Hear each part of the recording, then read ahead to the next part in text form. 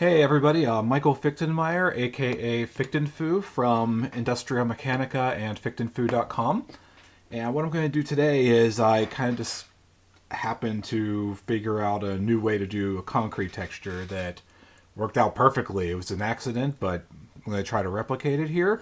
What I did was I mixed some matte Mod Podge with some plaster, which I had colored for the mortar for these bricks with AK Interactive pigments Black and European Earth, mostly just because I had them on hand. And I did this on the raw wood, and it looks pretty good. It looks like concrete. I'm very impressed with it, and it was kind of an accident, only because I used the tinted plaster by mistake. Well, because I was being lazy, I didn't feel like getting clean plaster.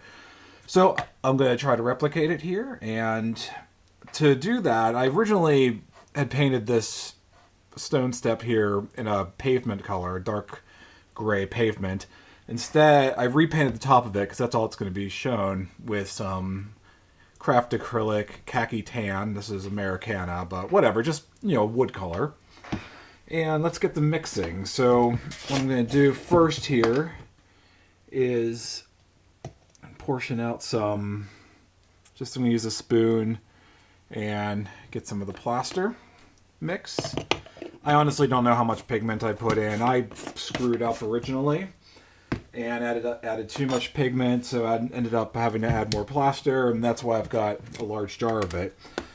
So I got about that much plaster in here. I'm going to add almost the same amount of Mod Podge, which is like an acrylic, almost like white glue, but it's not glue. I'm going to put that in there. And I also want to just take a little bit of water. I'm going to mix this with a wet brush. And just, you'll see. It ends up looking like a weird, thick paste. Get that good mix. And it's going to be sticky. It's going to be thick. It's going to stick to your brush. See, it's nice and goopy.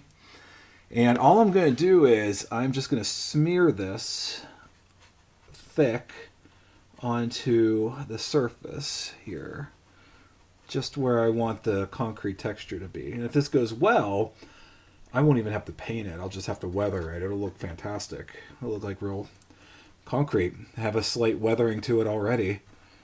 All right, get that in there. I'll have to go behind the door after the video is done, but that's okay. It's easy to actually retexture and add more to this technique I've found, because this is actually how I've textured the other stuff. Oh, looks like I had a little bit of pigment that wasn't mixed in there, but that's okay. That'll add to the variation.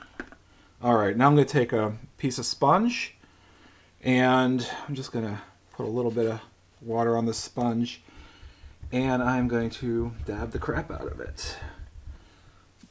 And this is going to get you a rough texture.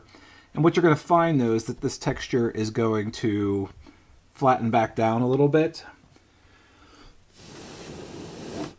So what I end up doing is I end up blowing on it just to dry the top of it real quick. If I find that it doesn't look like it's thick enough, I'll smear a little more of this on as needed, and just dab that in. And what's nice about the dabbing it in with the sponge is that it flattens it as well. So if you have, raised brush marks, you don't really have to worry about that. Now, as this dries, you'll find that it, like right now, it looks like a pretty uniform, concrete color. But as it dries, you're going to end up getting odd variations like this has, and it's just going to look very cool. So I guess that's it. That's all I could do now is let it dry. I don't want to, drone on here. It needs a little more right here. So that's it. We'll find out how it works out after it dries. You can check it out on my Instagram.com/FichtenFoo and see the results there. Thanks. Bye.